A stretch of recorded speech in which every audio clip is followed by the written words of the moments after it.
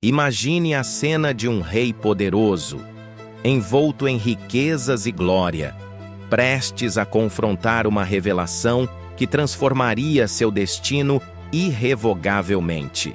Frente a ele, um profeta destemido, trazendo palavras que poderiam selar seu destino, levando-o à ruína ou à redenção.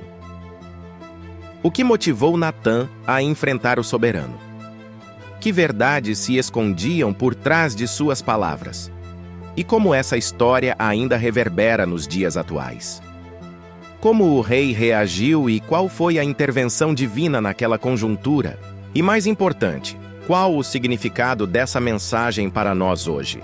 Mergulhe nesta narrativa e descubra a verdade subjacente por trás de uma das narrativas mais marcantes das Escrituras, onde a coragem de um profeta desafiou a autoridade do mais grandioso rei de Israel. Em meio ao dourado crepúsculo que banhava Jerusalém, a cidade refletia o esplendor de seus dias sob o governo de Davi.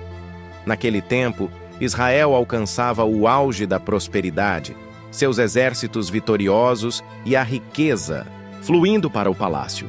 A glória de Israel era inquestionável. Davi, o soberano escolhido por Deus, passeava lentamente sobre o terraço do palácio, trajando um manto real de linho e púrpura, com sua coroa resplandecendo sob a luz do crepúsculo. Seu olhar contemplava a cidade, observando o movimento das ruas, os comerciantes em transação, as mulheres carregando jarros de água e os sacerdotes subindo ao templo. Tudo estava em ordem, tudo sob seu comando, mas mesmo em meio à paz e à prosperidade, seu coração não encontrava repouso. Davi, aquele que fora pastor de ovelhas e escolhido por Deus, que derrotou Golias com uma simples funda e por pura fé, agora sentia um vazio que nenhuma conquista conseguia preencher. Enquanto isso, o profeta Natã concluía sua oração em seu lar, um servo fiel do Altíssimo, destinado a aconselhar e exortar o rei desde os primórdios de seu reinado. Agora, porém, seu espírito era tomado por uma inquietação que não conseguia ignorar. Naquela mesma noite, Natã foi chamado ao palácio. Ao atravessar os portões, o profeta observou o esplendor ao seu redor. Os aposentos adornados com tapeçarias de ouro e escarlate, servos apressados carregando pratos e jarras, preparando o banquete da noite. Contudo, Natã sabia que a verdadeira grandeza não residia no luxo, mas na obediência ao Senhor. Ao entrar no salão do trono, Davi, sentado em sua majestosa cadeira de cedro do Líbano, o convidou a sentar-se ao seu lado. "O Senhor tem sido generoso com Israel, meu rei", iniciou Natã. "Veja como os inimigos foram subjugados e como a terra floresce. Os céus declaram a glória de Deus sobre esta cidade." Davi esboçou um leve sorriso, mas não respondeu de imediato.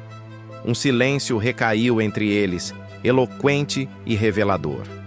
Sim, Israel prospera e tudo o que Deus prometeu a Abraão e Moisés se manifesta em nossos dias, respondeu Davi, olhando para o horizonte.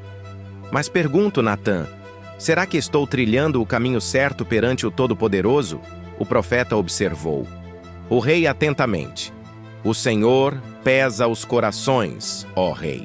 Provérbios 16:2 diz que ele conhece o mais íntimo dos pensamentos. As palavras de Natã ressoaram no interior de Davi, enquanto ele desviava o olhar. Ele não sabia, mas Natã já percebia a sombra que se avolumava sobre sua alma. Naquela noite, enquanto o banquete prosseguia e o vinho era servido, um chamamento divino perturbava o espírito de Natã. Deus lhe revelaria algo terrível, destinado a alterar o curso de Israel. E o rei, mesmo sem saber, já se encontrava na senda de sua maior queda. Com a noite caindo sobre Jerusalém, trazendo consigo o silêncio das ruas e o brilho das estrelas, Davi permanecia desperto. Sua mente estava inquieta, vagueando por pensamentos que ele relutava em admitir. Em meio à sua caminhada pelo terraço real, Seus olhos captaram uma visão que alteraria sua vida para sempre. Uma mulher banhando-se, seu corpo brilhoso sob a luz da lua, com os cabelos caindo sobre os ombros como um manto de seda. Davi conteve a respiração. Quem seria aquela mulher? O desejo irrompeu em seu coração, uma chama prestes a se tornar um incêndio devastador. Ao ordenar que um servo descobrisse a identidade da mulher, recebeu a resposta. É Batseba, filha de Eliã e esposa de Urias, o heteu. O nome de Urias era familiar a Davi, pois ele era um dos seus mais leais guerreiros, alguém que já havia lutado e derramado sangue pelo rei e por Israel. Mas naquele instante, a fidelidade de Urias não foi suficiente para deter Davi. Traga-a até mim, ordenou ele. E assim foi feito. Naquela noite, Batseba entrou nos aposentos reais, e o que sucedeu entre eles foi selado por 4 paredes, mas não diante dos olhos do Senhor. Poucos dias depois, uma mensagem chegou a Davi, composta por poucas, mas pesadas palavras. Estou grávida. O rei sentiu o coração acelerar, pois o pecado que até então permanecera oculto, agora se tornava uma ameaça real. Caso o ocorrido viesse a público, como ele poderia justificar sua posição diante do povo? Davi, que sempre fora um homem de Deus, temia que sua reputação fosse arruinada. Assim, sua mente começou a formular um plano. Chamou Joabe, seu comandante, e escreveu uma carta. Envie Urias de volta para Jerusalém, disse ele, mantendo um tom frio e calculista. Poucos dias depois, Urias se apresentou diante do rei, coberto de poeira e exausto das batalhas, mas ainda assim respeitoso e leal. Como vai a guerra? Perguntou Davi de maneira casual. O exército avança, meu senhor, e lutamos bravamente contra os inimigos de Israel. Davi assentiu e lançou seu primeiro golpe. Você merece descanso, Urias. Vá para casa, esteja com sua esposa. Urias, homem de integridade, recusou. Como poderia eu repousar em meu lar, enquanto meus irmãos de armas dormem ao relento? Disse ele sem hesitar. Davi franzia o senho. O soldado mostrou-se mais leal do que ele havia previsto. No entanto, na noite seguinte, Davi tentou outra estratégia, oferecendo-lhe vinho na esperança de que a bebida superasse sua disciplina. Contudo, mesmo embriagado, Urias não voltou para casa. O plano havia falhado. Foi então que Davi tomou a decisão mais tenebrosa de sua vida. Instruído por sua carta a Joabe, disse: Coloque Urias na linha de frente, onde a batalha for mais feroz. Depois, recuem para que ele seja atingido e morra. E assim foi feito. Dias depois, a notícia chegou ao palácio. Urias, o fiel guerreiro, havia caído em combate. Davi suspirou, aliviado, acreditando que agora ninguém questionaria sua união com Batseba. No entanto, havia se esquecido de uma verdade eterna. Deus observa tudo, e Natã, o profeta do Altíssimo, já começava a perceber a grave sombra que pairava sobre Davi. O chamado de Deus e o juízo chegaram antes de continuar. Pedimos sua colaboração. Inscreva-se no canal e deixe seu like para nos ajudar a divulgar essas histórias da Bíblia. Agora, descubramos a fé e a coragem do profeta Natã. A notícia da morte de Urias se espalhou pelo reino. Os soldados lamentavam a perda de um valente guerreiro, mas no palácio, Davi permanecia impassível. Pouco tempo depois do período de luto, tomou Betsabé como esposa. A corte murmurava, mas ninguém se atrevia a questionar as ações do rei. Davi acreditava que tudo estava resolvido, que seu pecado havia sido coberto e sua honra mantida. No entanto, Deus havia visto tudo. Naquela noite, o Senhor falou a Natã. Enquanto o profeta orava, uma revelação chegou até ele. A verdade havia sido exposta diante de seus olhos e seu coração se sentiu pesado. Sabia que sua missão seria difícil. Enfrentar o rei não seria uma tarefa simples. David não era apenas um monarca, mas um guerreiro querido por seu povo. Mas Natã temia mais a Deus do que aos homens. Na manhã seguinte, o profeta se vestiu com seu manto e se dirigiu ao palácio.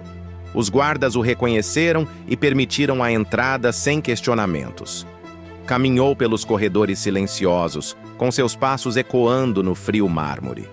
David estava sentado em seu trono, ouvindo seus conselheiros, mas ao ver Natã se aproximar, despediu todos os outros. "Profeta do Senhor, bem-vindo", disse o rei com um meio sorriso. "O que o traz aqui esta manhã?" Natã manteve sua expressão séria e respondeu: "Trago-lhe uma história." David, levantando uma sobrancelha, mostrou-se interessado. O profeta continuou: "Havia 2 homens em uma cidade. Um era rico e tinha muitas ovelhas e gado, enquanto o outro era pobre e só possuía uma pequena cordeirinha que criava com amor, tratando-a como a uma filha. Ela comia de seu prato, bebia de sua taça e dormia em seus braços." David ouvia, com atenção.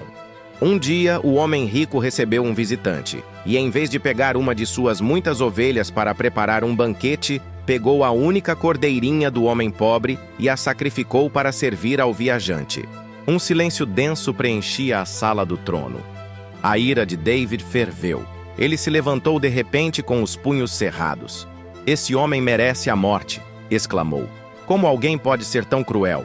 Ele deverá pagar 4 vezes mais pelo que fez." Natã respirou fundo.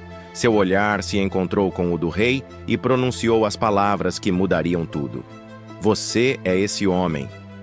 O rosto de David empalideceu. Seu coração acelerou como se o ar tivesse desaparecido da sala. Natã continuou, sua voz firme como um trovão. "Assim diz o Senhor, o Deus de Israel: Eu te ungi como rei sobre Israel. Eu te livrei da mão de Saul. Te dei a casa do seu senhor e te entreguei Israel e Judá.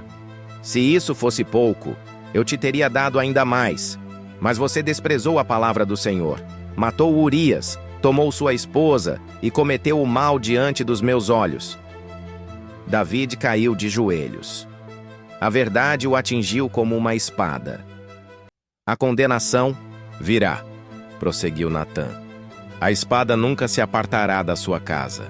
O mal surgirá da sua própria família. O filho que Betsabé leva em seu ventre morrerá, pois você fez isso em segredo, mas Deus fará com que sua vergonha se torne visível diante de todo Israel." David sentiu o peso esmagador de suas decisões. Suas mãos tremiam e seu peito subia e descia com a respiração entrecortada. Sabia que havia pecado e não podia justificá-lo. "Pequei contra o Senhor", murmurou com a voz trêmula e a alma quebrantada. Natã manteve seu tom, mas não cedeu em sua firmeza. "O Senhor perdoou seu pecado. Você não morrerá", disse, "mas as consequências virão." David baixou a cabeça, lágrimas silenciosas corriam por seu rosto. Seu coração se despedaçava em arrependimento. Naquela noite, sozinho em seu quarto, escreveu um salmo. "Tem misericórdia de mim, ó Deus, segundo a tua benignidade. Apaga as minhas transgressões, segundo a multidão das tuas misericórdias. Lava-me completamente da minha iniquidade e purifica-me do meu pecado." Salmos 51, 1, 2. No entanto, as consequências já estavam em andamento, e o rei de Israel enfrentaria os dias mais difíceis de sua vida. Os corredores do palácio estavam mergulhados em um silêncio sombrio, e o peso das palavras de Natã ainda pairava no ar. David mal conseguia suportar o fardo da culpa. Havia pecado contra Deus, contra Urias, contra Betsabé e contra todo Israel. O perdão divino havia sido concedido, mas as repercussões apenas começavam. Dias depois do confronto com Natã, Betsabé entrou nos aposentos do rei com os olhos inchados de lágrimas. "Meu senhor", sua voz falhou, soluçou antes de continuar. "Nosso filho está doente." David sentiu um aperto no peito. Já sabia. O bebê, fruto de seu pecado, estava lutando pela vida. Retirou-se para seus aposentos e se prostou no chão, jejuando e clamando a Deus por 7 dias. Senhor, perdoa-me. Chorava. Não deixes que a criança pague pelo meu erro. Seus servos temiam por ele. O rei não comia, não dormia, não falava com ninguém. Apenas orava dia e noite, derramando sua alma diante de Deus. Mas, no 7º dia, o silêncio foi quebrado. Fora, os murmúrios dos servos aumentaram, trocando olhares inquietos e sussurrando entre si, incertos sobre o que fazer. Percebendo a inquietação que reinava, Dave levantou-se e perguntou: "A criança morreu?" Os servos hesitaram, mas finalmente um deles confirmou: "Sim, meu senhor, ele se foi." David fechou os olhos por um prolongado momento. Então, para a surpresa de todos, levantou-se. Lavou o rosto, trocou de vestimenta e dirigiu-se ao tabernáculo do Senhor, onde se prostrou e adorou.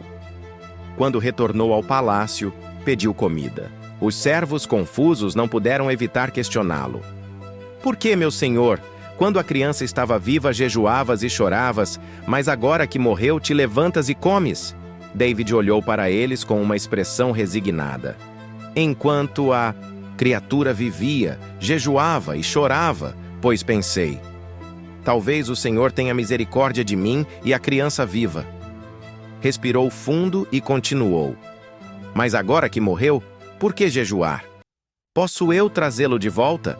Eu irei a ele, mas ele não voltará para mim." Segundo Samuel 12, 22, 23. O silêncio apoderou-se da sala. Ninguém se atreveu a dizer mais. Davi aprendera da forma mais dolorosa que, embora o Senhor perdoe, as consequências são inevitáveis. Mas Deus não havia terminado com sua história. Pouco tempo depois, Betsabé concebeu novamente, e desta vez nasceu um menino forte e saudável. "Chamaremos esse menino de Salomão", sorriu o rei. Deus enviou Natã novamente ao palácio, mas desta vez com uma mensagem esperançadora.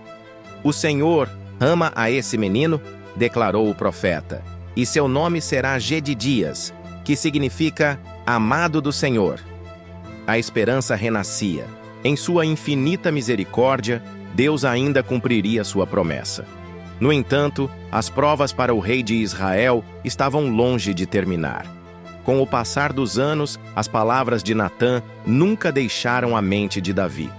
A cada dia, sentia o peso de suas escolhas. A espada realmente nunca se afastou de sua casa, como o profeta havia declarado. Seus próprios filhos foram consumidos pelo pecado e pela violência. Amnon, um dos filhos de David, cometeu uma atrocidade contra sua própria irmã, Tamar. Como punição, Absalão, outro filho do rei, assassinou Amnon e fugiu do reino. Anos depois, Absalão se rebelou contra seu pai, tentando usurpar o trono de Israel. Davi, quebrantado e cansado, se viu obrigado a fugir de Jerusalém, humilhado diante do povo que uma vez o aclamara. A guerra civil entre pai e filho devastou Israel. No final, Absalão foi morto, e Davi, ao receber a notícia, chorou amargamente.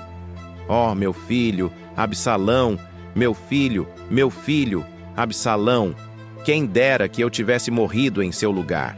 Segundo Samuel 18:33. Os anos de glória de Davi ficaram para trás. Seu corpo já não tinha a força da juventude e sua alma carregava as cicatrizes de sua queda. No entanto, apesar de sua dor e sofrimento, Deus continuava fiel à sua promessa. Em meio a todo o caos, um nome resplandecia entre os filhos de David: Salomão, o menino nascido da união entre David e Betsabé. O Senhor havia escolhido esse menino para reinar sobre Israel e continuar a linha real. Certo dia, o idoso Davi chamou Salomão e lhe disse: "Filho meu, andei por caminhos tortuosos, mas o Senhor sempre foi fiel. Obedeça a seus mandamentos e siga seus caminhos para que prospere em tudo o que fizer." 1 Reis 2:3. O rei sabia que sua vida se aproximava do fim, mas também estava ciente de que o Senhor lhe havia prometido algo grandioso. Natã, o profeta que havia acompanhado David, em toda a sua jornada visitou o rei uma última vez. "Lembre-se da promessa do Senhor", disse Natã. E David assentiu, entendendo o peso dessas palavras. "Deus me disse que de sua linhagem levantarei um reino eterno. Um de seus descendentes reinará para sempre." 2 Samuel 7,16. Natã sorriu suavemente. "Assim será, meu rei. De sua descendência virá aquele que será chamado Filho de Deus." Com o passar dos anos, Davi descansou de seus trabalhos, deixando para trás não apenas um legado de glória, mas também um testemunho de redenção e arrependimento. Anos mais tarde, de sua linhagem, nasceu Jesus Cristo, o verdadeiro Rei de Israel, que levaria a cabo a redenção da humanidade. A queda de David teve consequências severas, mas Deus usou sua história para ilustrar que o arrependimento genuíno pode levar à redenção. David não seria lembrado unicamente como um rei falível, mas como um homem que foi segundo o coração de Deus. Atos 13:22. A história de sua vida nos lembra da importância da obediência a Deus, da seriedade de nossas escolhas e da esperança de que, através do arrependimento, também podemos encontrar a misericórdia e a graça divinas. Se você gostou desta história, na sua tela aparecerão outros 2 vídeos de relatos bíblicos semelhantes. Clique para vê-los e não esqueça de se inscrever no canal e deixar seu like. Que Deus esteja contigo.